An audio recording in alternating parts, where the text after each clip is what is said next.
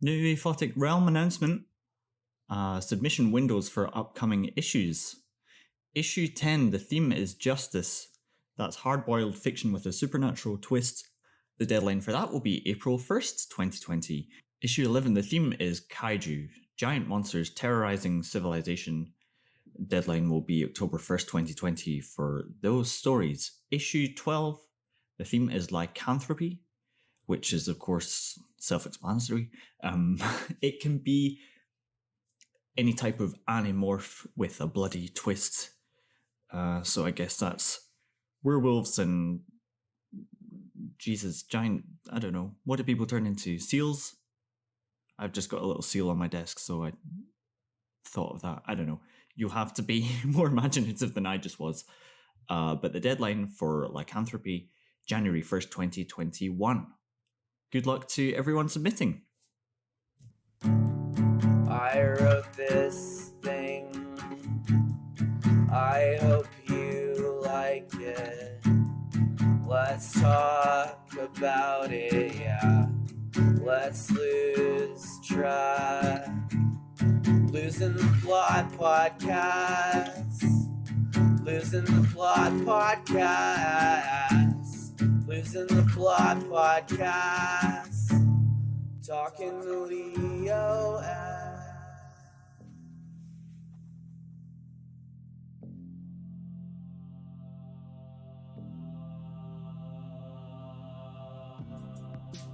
My guest this episode is Bo Chappell. He's the author of Year 47, the editor of By Year's End, which is a collection of stories written by other authors that take place in the Year 47 universe, as well as the editor of Aphotic Realm's recent Appalachian horror anthology, and the children's book Once You Get to Know Me. He's the author of that also, and it sounds like there's more stuff coming from Bo in the near future. Bo and I have been chatting online in various ways for a while, and this was our first actual chat, and so I was really looking forward to it, and it was totally as expected. Bo is like really interesting, insightful, lovely man, and I hope you enjoy my chat with him. If you are a reader, writer, editor, listener, any type of creative who wants to be on the show or tell me, you can be just a listener who wants to tell me about the show, you can always get in touch with me using losingtheplotpodcast-at-gmail-dot-com, and I look forward to hearing from you. But that's all my intro chat, so here is my chat with Bo. I think I can hear you now. Cool. No, but I was interested in what you were saying. So Deliverance was filmed near where you grew up, but it's now all underwater. Yeah, they decided they were going to build a man-made lake, so they dammed off a certain section of the area, and they cleared out most of the area, but they left a lot of the structures and stuff underwater. So it's become like a really, really big scuba diving attraction. Cool. Was it like a tourist spot at one point where people were like, hey, come see where Deliverance was filmed? You know what? It's not that. It's oddly not that. It's not mentioned that much in terms of. A lot of people just love going scuba diving to see like the ghost town in Jocassee, I'm like, oh, dead bodies and stuff, even though they moved all of them. That's fair. But yeah, there's a lot of YouTube videos. You can just there's a plethora of them. So that's cool. It's really fascinating to watch people dive and see all these cool little ghost towns underneath. Have you ever tried it yourself? Oh, no. I mean, I love swimming, but I've never really thought about going, scuba diving. Even though I guess it's not that far underneath, but I don't know. It'd be fun. It'd be interesting to try, but I never had the urge to take scuba diving classes or anything. And how long have you been writing for? Ugh.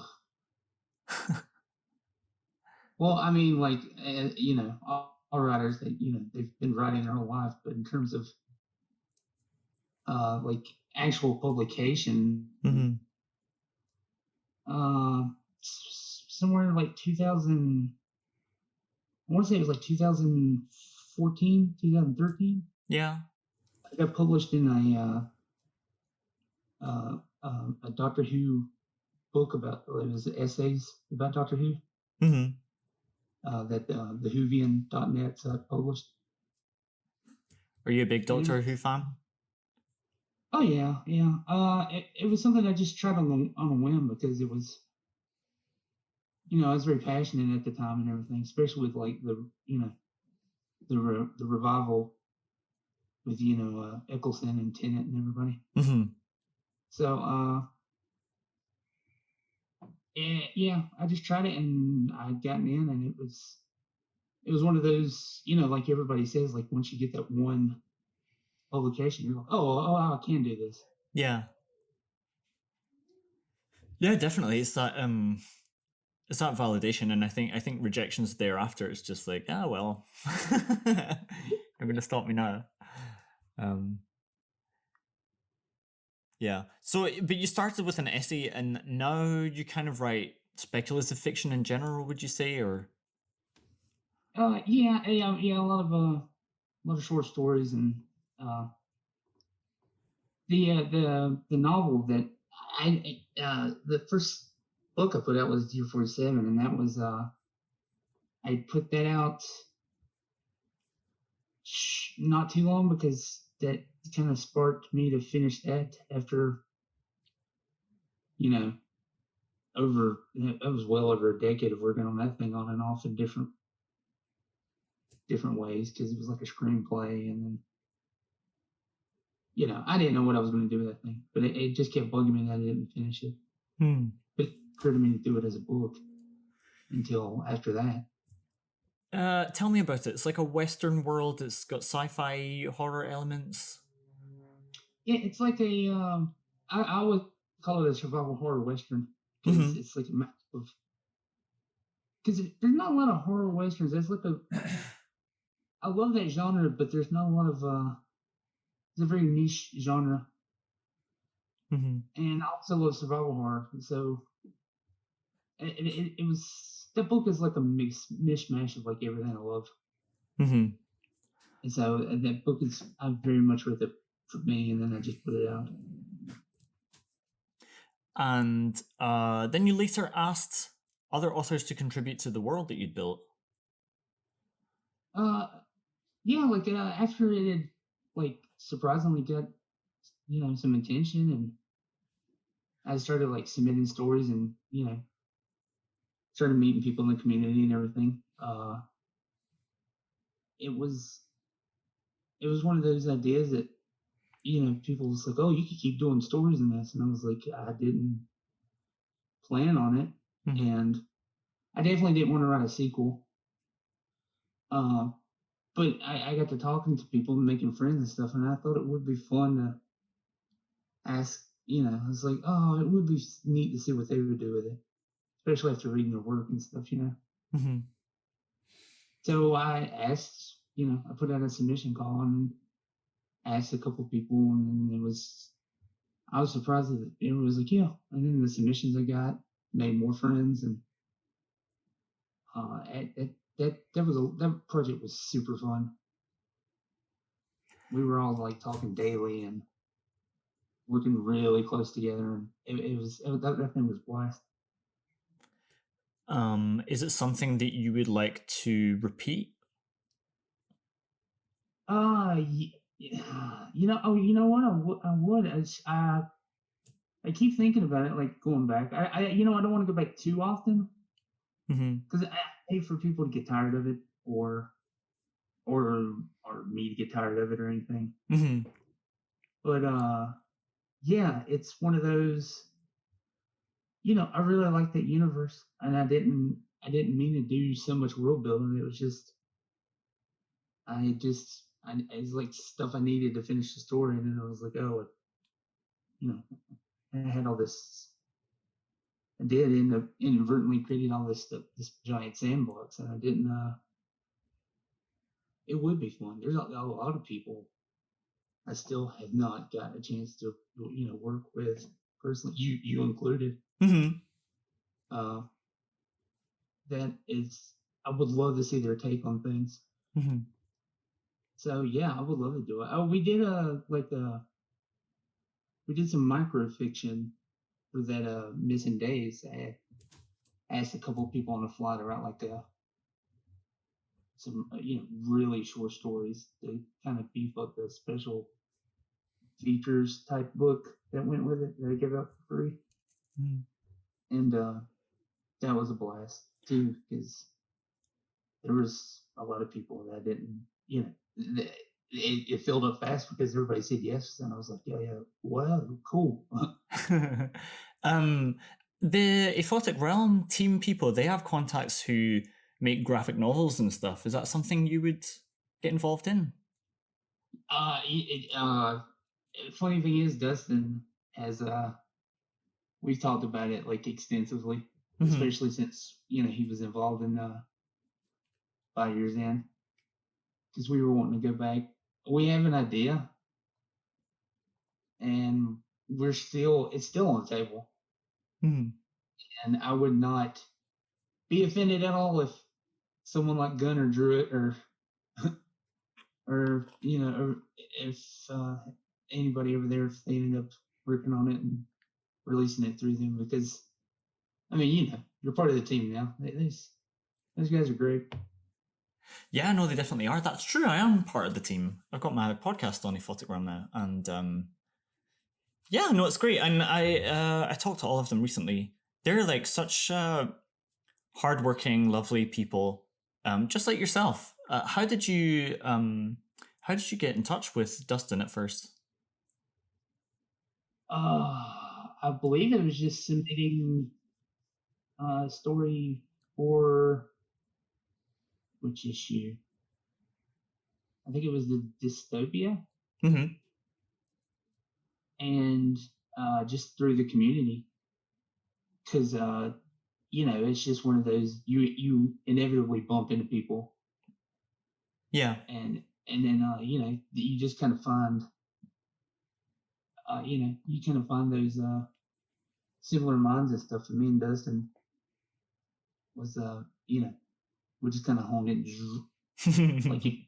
So it wasn't long before we were talking after that, and then that kicked off things with Adrian and Chris and them over there. So. And how did the idea for the podcast come along? That was Geekman. Yeah. Hey, yeah, that was Dustin. He was he was a nerd eyeing me, as he says.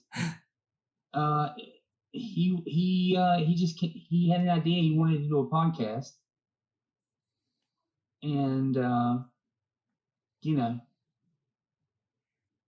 because we have similar interests and everything, and he was talking about wanting to just cover all the fun stuff, nerd news, movies, video games, all just the fun stuff, and just not talk about all the negative stuff. And I was like, hey, total agreement, because especially at that time a couple of years ago, it's like it seemed like every podcast was like super negative. Everything was just bashing everything. And we just agreed like we don't want to do that. So yeah, we just kind of felt it out along the way, and then we did a bunch of episodes of that.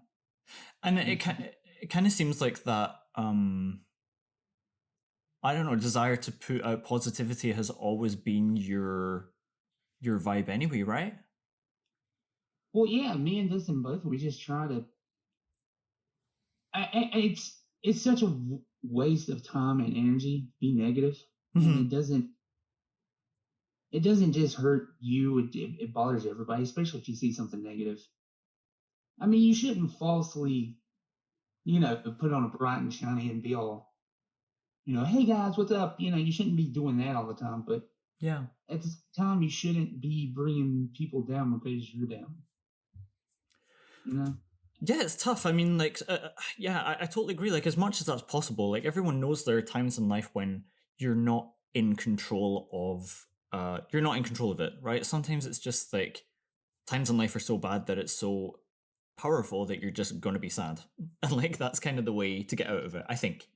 But when times are good, it's like you can choose to a large extent, you can choose to be positive and supportive and, talk about how great the things that you love are, which I think is like what you guys do. Yeah, and it does, and it's funny how much it affects people. Just the tiniest thing, like if you come in and you know that you're safe in a way where it's not going to be, you're just not going to be dragged down by something that you've heard 30 times over in the same day. I mean, you know how social media is. Yeah, absolutely. I kind of I think it takes a long while to work out, but I think even only recently I kind of figured out like, God, adulthood seems largely quite dull and negative. Like, does that mean that I should be like, and I think a lot of people think, okay, adulthood is dull and negative, so I should be that, rather than going like, well, why don't I try and craft the kind of adulthood that I want, because I'm fully responsible for it. So if I think that the world is like largely dull and negative, why don't I be the opposite and put some of the opposite vibes out there? Yeah, it's very deconstructive, and if you continue on that route, like when you get older, you don't really have anything left. So you should obviously just build up as much as you can. You want stuff to carry with you and have there at the end. Look back and like, oh yeah, that was nice. Instead of just like, oh man, what a shit show. Yeah. Yeah. I think particularly like since I'm a British person, there's something about British culture that hungers for that kind of misery. Like that it's the familiarity of it. It's just it's a type of comforting yourself. So it seems like it's the mature thing to do, is to be very miserable, but actually it's just a kind of lazy way of comforting yourself, I think. Oh yeah, and also it's not necessarily like it's not like a negative. There's a certain how am I trying to say this? There's a certain way of thinking where it's almost romanticized, in like movies and books and stuff. It's like where you kind of, it's like a warm blanket, and you're feeling sad and depressed, and it's a true comfort. So it really is. You have to kind of break out of that groove. Mm-hmm. And that mindset of like, if things aren't going to get better, this is it. Because it's just depressing to think about, like, if things aren't better and they can't possibly get any better, then what are you actually working for? You should always just try. You should always just try. Yeah, definitely. I think what's worked for me is just like scaling it back. Like the things that motivate me as a writer, perhaps, are just like, what's going to happen in the next scene of my story. That's genuinely all I care about. Like I think people some people are like, oh, and what I see other writers doing especially is assuming that everyone has the same goals with it and has the same experience of it. They're all just like, oh, it's going to be so difficult to be like a best-selling writer and stuff. And it's like, whoa. I mean, that's so many steps away, and it's nobody's in charge of that. Like I am in charge of how good the next scene is, and I can manage that and I can enjoy that. I think I'll just think about that. Yeah. I think that's a really good way of looking at it too, because I mean, I know you see it, especially like on Twitter. I mean, how many writers will just just destroy themselves internally because they're not putting out a book. Yeah. I haven't put out a book in 3 months. Mm-hmm. I don't deserve to be a writer. It's like, what are you doing yourself? Yeah, absolutely, How absolutely, hard it yeah. is. Some people never do it. Most books are not written. Most Exactly. It's So- like you wrote a book. Yeah, hooray! Like fantastic, and also just like I didn't write a book that was amazing, and it's like, well, it was your first one. Like, how do you expect to write an amazing book without writing a bad one or several bad ones first? And like, if you write a really bad book but you've never done anything before, you can still celebrate that because you're still like further ahead than you ever have been. I think there's a lot of that. I think you're right. You have to focus on those small personal goals, and you should really ignore everybody else's goals because it's not tailored for you. It doesn't fit. No, there's someone else, and their lives are. It's kind of funny. Like I used to not really be envious of competitive people, but I used to think that there was something that was a good thing to be, like an inherently good thing to be, until like I kind of see that how petty it can get sometimes when somebody new just walks into a room and they're just like, I better be the best person in this room, and it's like, you must be exhausted. How do you motivate yourself when your desire to be better than other people is so like, I don't know, changes with the wind or whatever, if you know what I mean. I don't know if I explained that well. No, that's explained perfect. It's one of those things where, again, it's so much wasted energy, and it's just loss of focus on what's important. Yeah, it's not at all a cop-out to say that the world of writing or art or anything or just life is totally subjective, and we all want and do different things. That sounds like a kind of, now play nice with your brother, because but it's generally just the way the world works, is like people want different things, they have different abilities, and also like I don't see who would be writing without the joy of writing. Yeah, no, absolutely not, because it's very difficult, and it's such a hard craft. So you really have to enjoy it. You really have to enjoy writing. So I mean, people that are in it for just the exposure and the money and the book deals and the movie deals and all that. I don't. And when they're not getting that and they're not focused on just having fun and telling stories, I don't. It kind of hurts my heart. That's really sweet. You're very supportive of other writers as well. Does that come easily to you? It's one of those things like I didn't. And like I appreciate it. First, I'll thank you. No worries. Geez, I didn't feel it like I did. Like I get very nervous around that type of stuff. I compliment. It's I just grew up in, it's the Southern hospitality thing, I think, but also it's just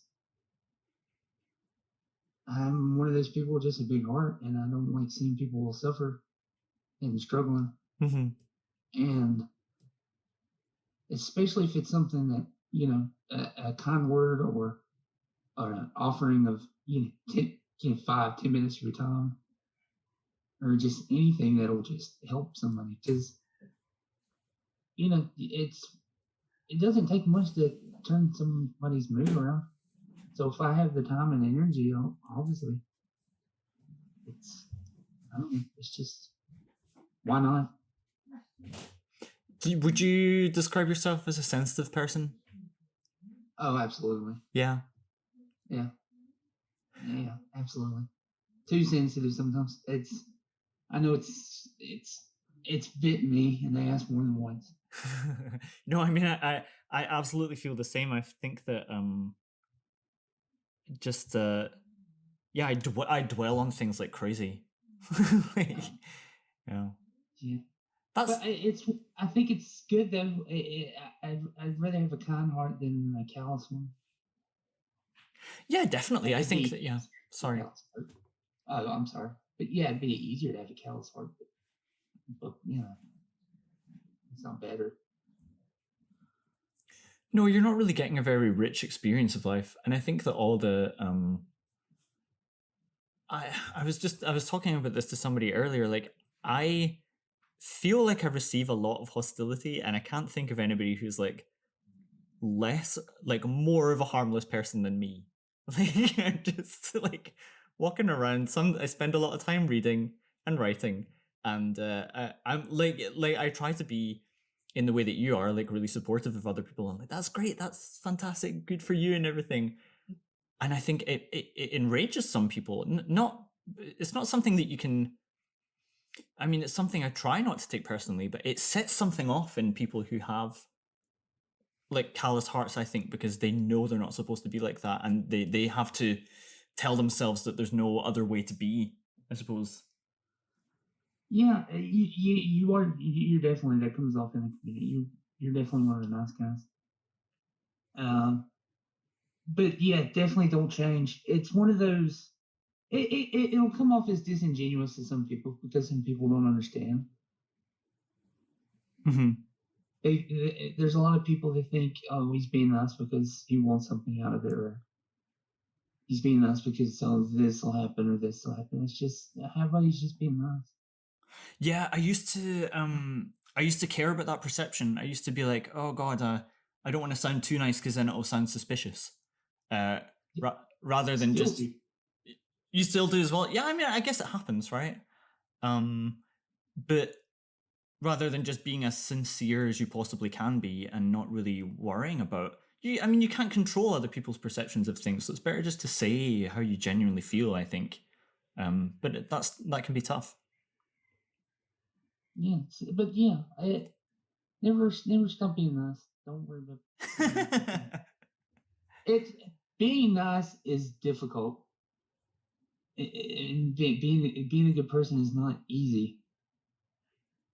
But it's the better thing to do. Mm-hmm. Really, I think that even if you were to be cynical about a person's motivations for being nice, you would still come around to the notion that being nice would get you everything you wanted if you were being selfishly nice, you know? Like if you were selfishly supporting other people and selfishly being fun company. Like, that's a good point. It's yeah. like, yeah, if you just play it up, even if you want to be evil and nice, still be nice. Yeah. It's like no matter, yeah, if you have cynical intentions behind it, it's still the way to behave, I think. And like to a certain extent, you can just, like we were talking about, you can't just choose how you're going to feel. Yeah, Dustin's really big on that. I don't know if he talked about that in his interview, but he has that mindset. Like, you can just change perception if you just get out of the rut and just stop thinking about what that negative spot that you're in right now. And again, that's what you should do. If you're having a bad moment, you really need to get out of your head, like immediately, because it'll spiral bad. Yeah, it can do. I used to, like, I think also when I met, I don't know, genuine, sincere, supportive, nice adults, I used to just be like, oh, they must be stupid. Like, they're so naive. Like, life isn't like that. Haven't they seen the dark side of life? But now I think the complete opposite. I think that sincerity and kindness and everything comes off as even more genuine the more worse crap you've experienced. I think it's something that people earn.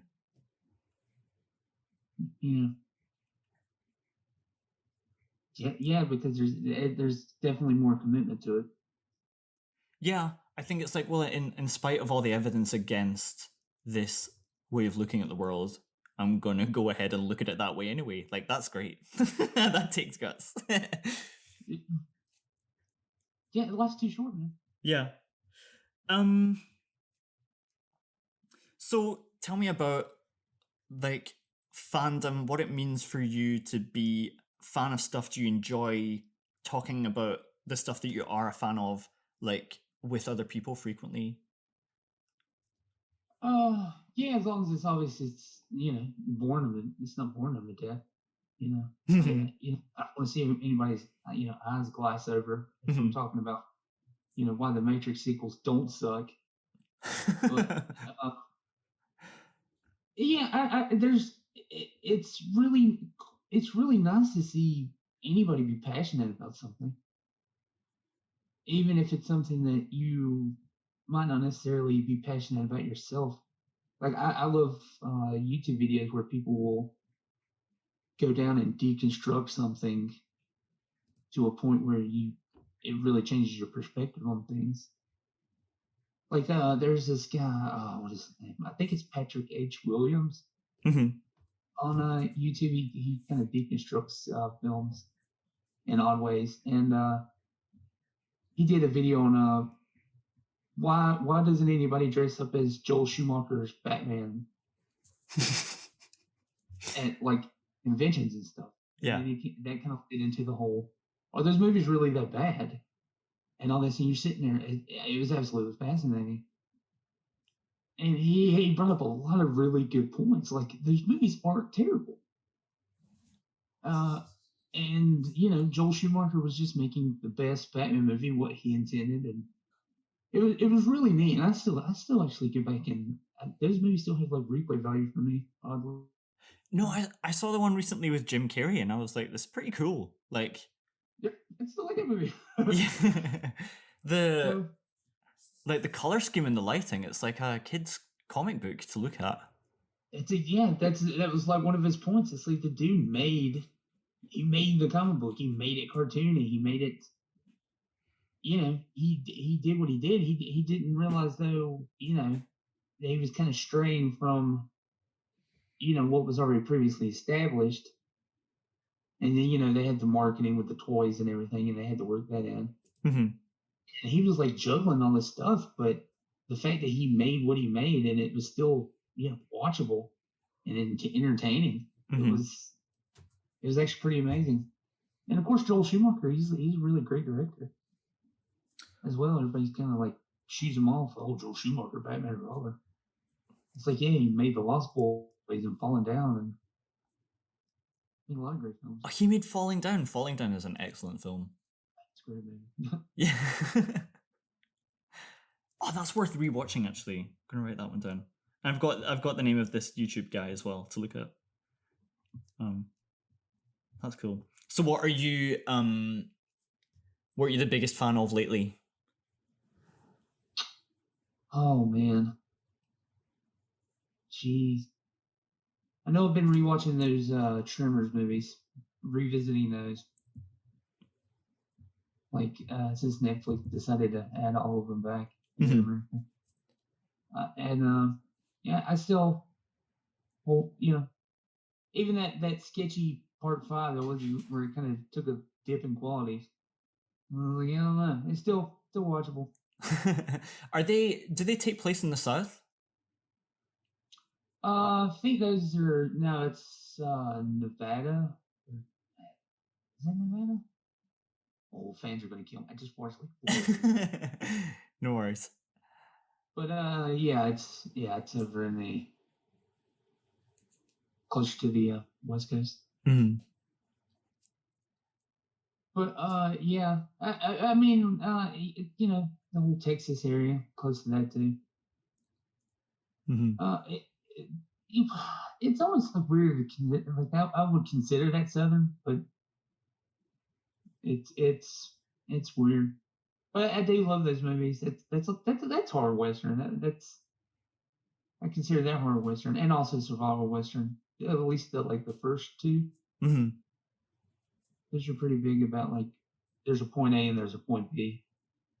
If we can get to point B, we're good. What else is going on now on TV and everything? I never know what everyone's talking about. Because if they're all talking about it, I'll go talk about something else.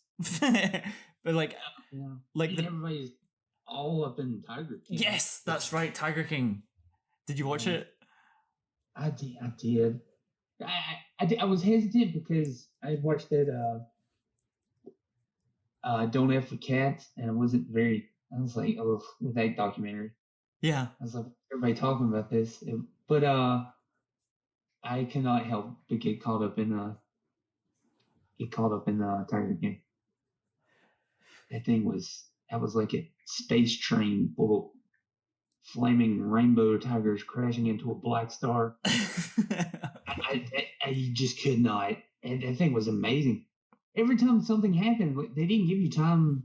It wasn't like a didn't land. dramatic stop. They just kept going. They just dropped the information and just kept going. No, it's true. It was so overwhelming, and like I went to bed before watching the last episode, and I was like, God, I can't wait to wake up and find out how this ends. Like, yeah.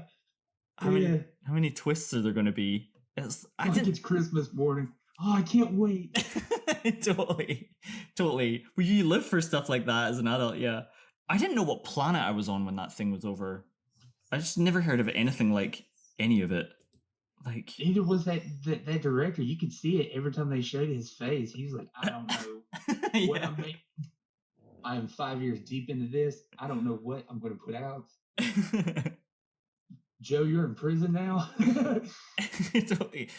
It's crazy. Oh, the one dude, he was the Myrtle Beach, South Carolina. That's anytime I feel so depressed about that, because anytime I'm so excited when South Carolina gets mentioned anywhere in pop culture, but then it's immediately like, oh, that's why we're being mentioned. It's never in a positive light. I take it you're like South Carolina born and bred, so you're going to live there, like, for the foreseeable future. Yeah, I feel like it. I do. I obviously want to go and visit places and see the world and stuff, but I do feel like I'll probably always live in South Carolina. I'm actually a little jealous of people who feel at home where they grew up. Because you're just like your family lives nearby, and do you still have like friends from school? Yeah, but most of them actually moved. But it's funny because a lot of them are starting to miss here, and they're all hinting that they're going to move back, and some of them actually just have moved back out of the blue. Mm-hmm. And it's just one of those things where they had this idea like, oh, I can't wait to leave this place, and then they get away from here and they're like, man, everybody else in the world sucks. Yeah. This is horrible. If you smile and wave at somebody, they look at you like they want to kill you. I don't like it. That's most of the point of traveling somewhere else, is to like notice in retrospect the things that were like good about where you grew up that you took for granted that you won't find elsewhere. That's like half the point. That's a good question. Yeah, I think so. How is it like? So you moved around a lot. Like do you miss where you were your youth, where you spent your youth? Or yeah, I do actually. I think a lot of what I'm describing is the same for me. Like so I'm from Glasgow, and like how I would describe that, I think, is just like everyone is your friend there. Like you go to the supermarket and they'll start like recommending stuff for you to make for dinner, or like something to see on Netflix. People will just chat to you like they know you, and it feels really nice. It's like the kind of feeling you have at home but everywhere. But I mean, I suppose describing that to you, that's what it's like with Southern hospitality, right? Yeah. So it's that, and then what I kind of like about, now I live in Stavanger in Norway, what I kind of like about being in Norway is that everyone is a lot like me. They just leave each other alone. Like, totally. They stay out of one another's business. And when it was just me, I found that kind of isolating. And it's funny, like sometimes I would go back to Glasgow for Christmas, and then I would take my like Glaswegian energy to Norway, and I'd be walking around like, oh hello, how are you doing, blah blah blah, and everyone would be like, I'm fine. Why are you asking? So I don't know. There's no there's no perfect culture, right? There's just like the one that best suits you. Yeah. But yeah, how about like Dustin's from somewhere totally different from you, right? Yeah. Yeah. He's in. Oh God, I'm embarrassed because Ohio, I think. That's Midwest, right? Yeah. Yeah. He's in the West. Mm-hmm. I don't think he lives too far from Brian Black. Well, they always joke about. Brian's always joking he's just going to drive down there and surprise him. Which I guess it was fun. I think it's in Vernon. That's how we ended up doing this. We're like, hey, just come on the shift. Yeah, totally. I mean, I think that like it sounds like you as well. Like everyone when they start writing, they're like, I want all the money, all the fame now, and like I'm probably amazing, so I don't see why I can't just get that straight away. And then that doesn't happen because it doesn't. And you're like, hey, but I'm having so much fun talking to other people and supporting them and having a great time. And that's always been the thing with this podcast is like, what's the nicest chat I can have? Like that will be the best product. It is all these collaborations and stuff because we end up, writing together, Mm-hmm. the podcast together, short films because you get your Yeah, that's true. That's true. Yeah, you helped me with that too. Yeah, that was a lot of fun. Yeah. We all end up doing these things together and telling these stories, fictional and non-fictional, and it's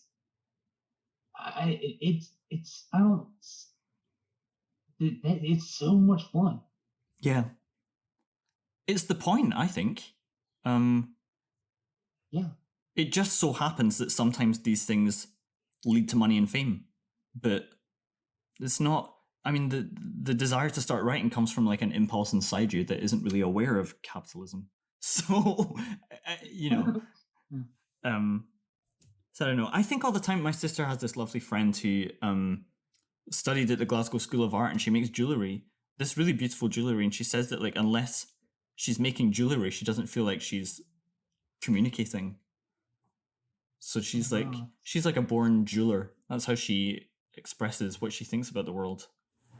I love the way that she put it. That's beautiful. Isn't it just? And I think that's what makes a writer. It's what makes a writer to me. Yeah, I do love the community. It definitely. I know a lot of times it can seem like the worst part, especially when like the fights and the disagreements about how things should be done or what the definition of horror is. But like when it's at the best, man, it's the people.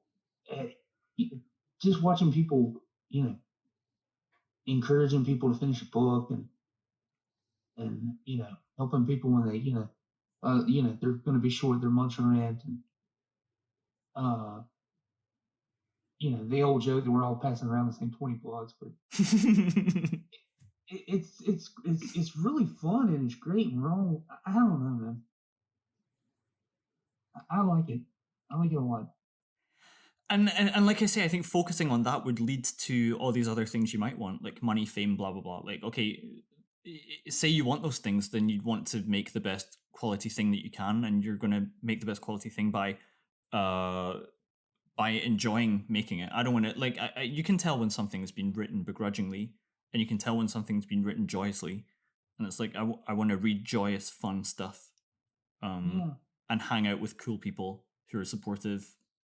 And that all leads to success anyway, but that all comes secondary to just the fun of hanging out with people. I think I used to worry all the time, like oh man, like maybe one day I'll be on a panel, or maybe someone's going to interview me about something, and then I thought, like, I don't really want to do that. I don't think that's like, I don't think that's the point. I don't want to be in a panel. Who's going to ask me? Like, what are you going to ask me? What do you think the future of this genre is? I don't know. Don't ask me that. I just want to write a book. So it's funny. I'm really interested in how people respond to the notion of a community. Like, I think that the community, I do love community, but I think only the community that I build for myself. Like, I don't want to be considered like a welcome addition to the horror community, because I don't know what they're talking about, and I'll say something that will annoy them, like accidentally, and then they'll dismiss me from it when I didn't even really want to be part of it. That's how I see that going, you know. I didn't even know I was included. Yeah, totally. They're just like, well, you're certainly not now because of that thing you said. Yeah, everybody contributes in their own way, and that's the cool part. Mm-hmm. It's like, it's when everybody goes around and all of a sudden, you know, they're dictating who does what.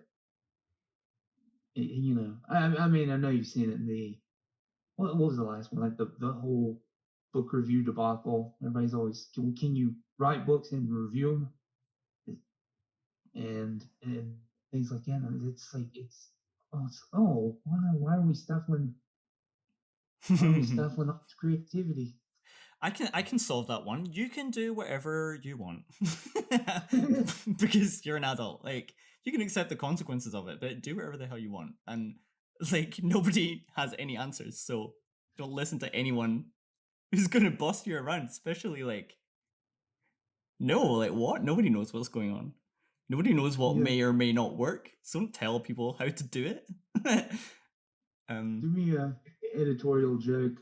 Right after you finished saying that, put the Reading Rainbow. You don't have to take my word for it. Like, okay, cool. Yeah, it's true. But no, I think when you're new to it, you're like, oh, like I want to learn the rules and I want to fit in. Like, I don't want to annoy these people. I don't want to rock the boat because I don't really know what I'm doing. And then later you're like, wait, nobody knows what they're doing. So why are they even telling us what to do? Like, also, aren't artists people who can't be told what to do? Isn't that like, it seems to be a big part of it to me. Yeah, you learn the confines of something, and then you learn how to break it. It's or what was it? What is his name? From the Mighty Boosh. It's like, you can't break the rules until you know the rules. God damn it! Yeah, that's true. Mighty Boosh reference. I haven't seen that in so long. It's brilliant. Yeah. I saw those guys live once years ago. Way. Yeah, Mighty Boosh live. It was awesome. Oh man, what a classic. And hey, how about you? What are you writing these days?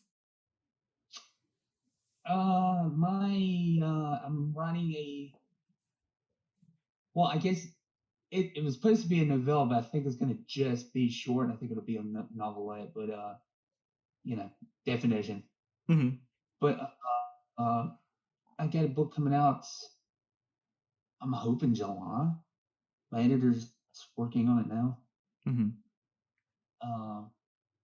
And funny enough, I got it set in Salem, South Carolina. Cool. So you have a book coming out this summer? Yeah, barring all, of course, all the current events, but all right, yeah, sure. Yeah, and hopefully that'll be out. I've got the great Anya Stanley, who works at everything. She's editing it for me. And I worked with her on By Year's End. She read a story, fantastic story, which I think it turned out to be a lot of people's favorite out of the collection. But yeah, I got her working on editing it right now, and then I'm waiting to get that back. But she's got plenty of time, and got that. and then I'm working on some artwork for a friend's children's book, and I'm hoping that'll be out by October. That's right, because you made a children's book as well. Yeah, yes I did. Once you get to know me, yeah. He he had asked me after seeing that, and we started collaborating, and I've tremendously let him down. That thing should have been done a long time ago, but he's been very forgiving. And so I've been doing the artwork for that, and we're closing in on that. It's also kind of monster based, but just the book you wrote, it's super adorable. I can't wait to finish it so I can put it out and get that out in the world. That's really cool. Like when you're writing stuff for kids, do you imagine that you're writing it for your younger self? No, I didn't. But the weird thing is, Dustin pointed out something to me that I had put up a while back, that we were talking about, like Scholastic Book Fair, and then these books we had, and I had these books I bought when I was a kid as a collection of monster books, and I had them. And then Dustin's like, you wrote, and it's an instruction, it's a set of instructional books about monsters, and then you wrote a book about monsters, informing kids about what they are. And I was like, oh my God. And he's like, yeah, you went full circle with that. And I was like, oh my God, I must have did it subconsciously. So yeah, it's I guess like I did it on some sort of weird, back burner level. So, but I'm one of those people that, I think you should talk to kids just on a normal level, not like on a super adult level with the hard truths. But I do think you should just engage kids, on an eye-to-eye level. Yeah, no, I totally agree. I always respected adults who just talk to me like a normal human, Yeah. Yeah. I always feel like the films, from children's films and children's books, the best ones are usually the ones that are harder, and they're a bit more dark.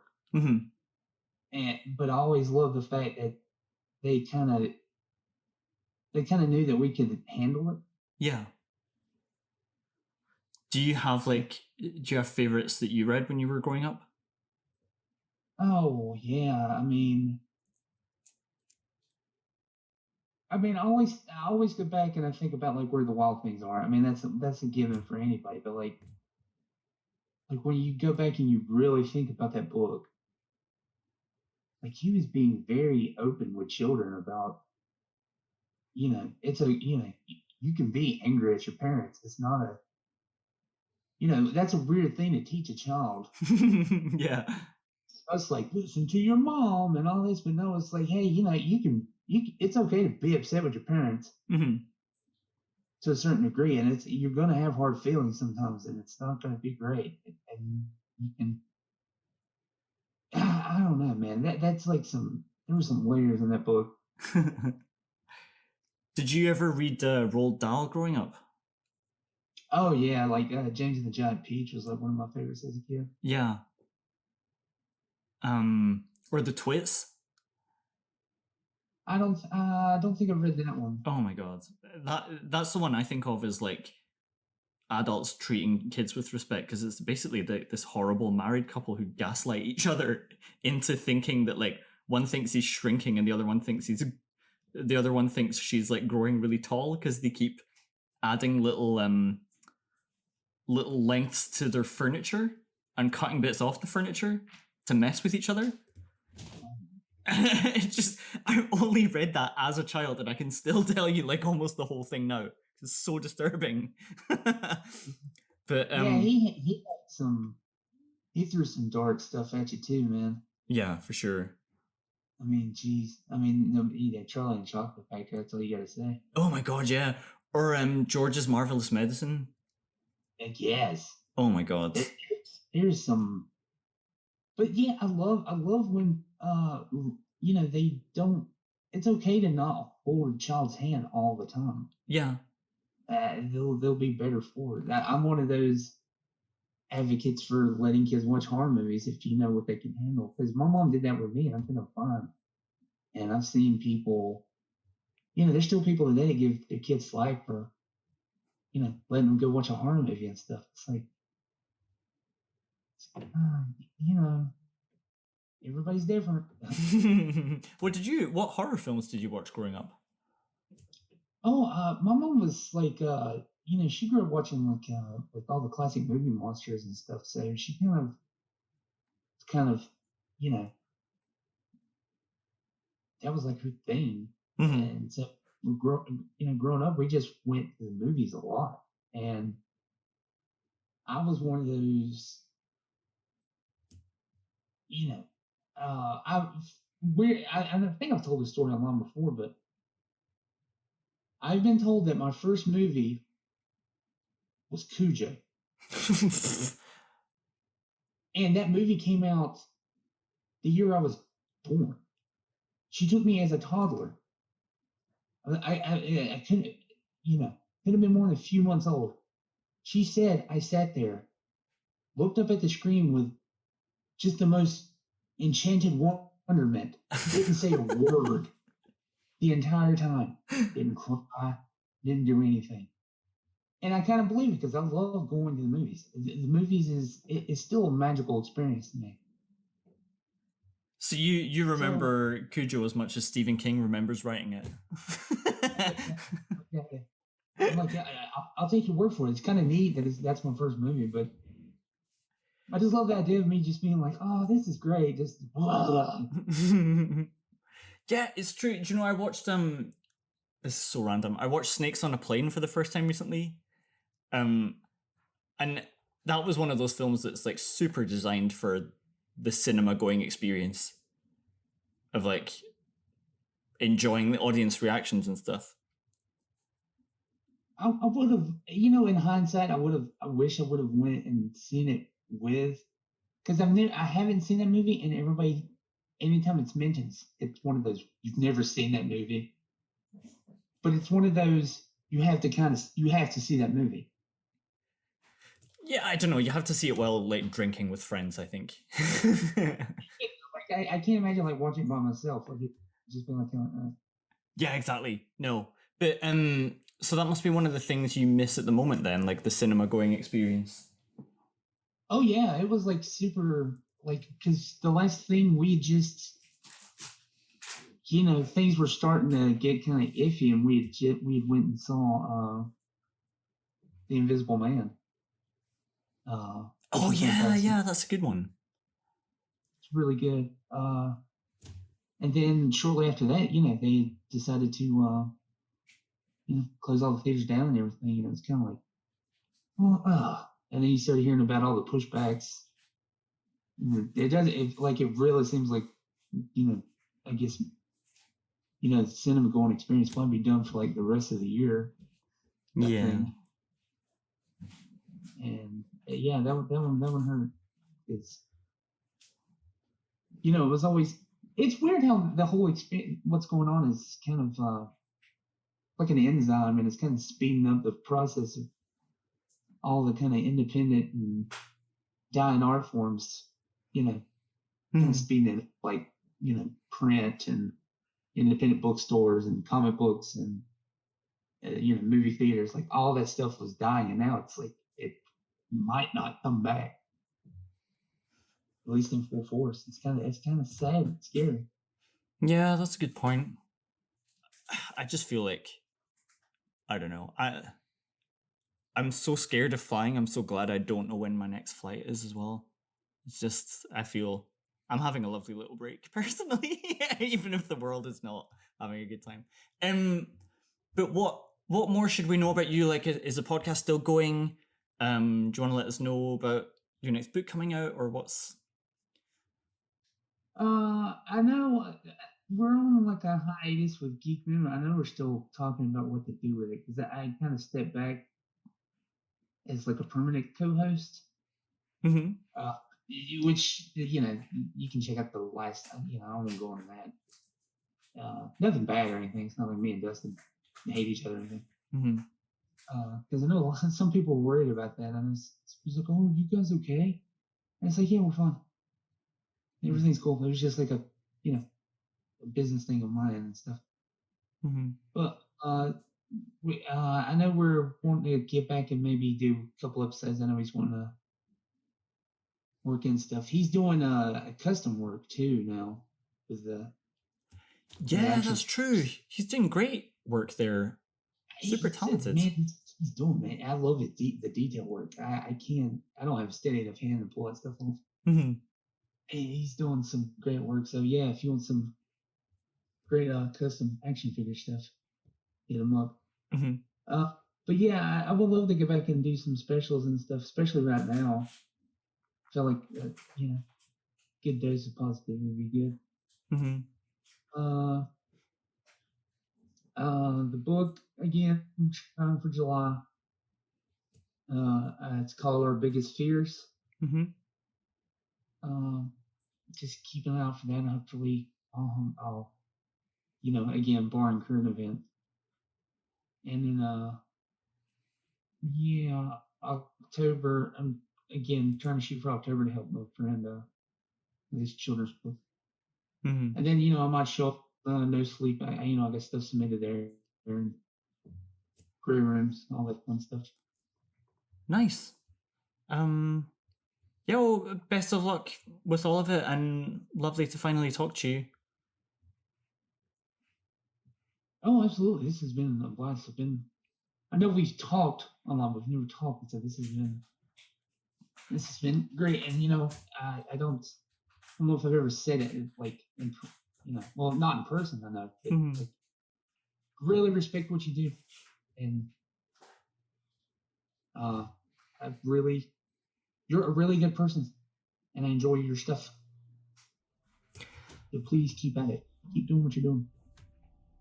Likewise, not just saying that because you said it. I think you're like a genuinely lovely force on the indie scene, super supportive and lovely, talented guy. Also looking forward to seeing what you come out with. And we keep in touch.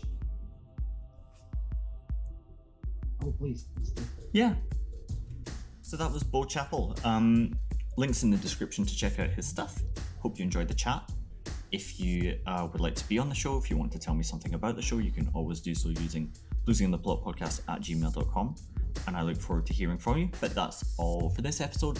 So until next time, bye-bye.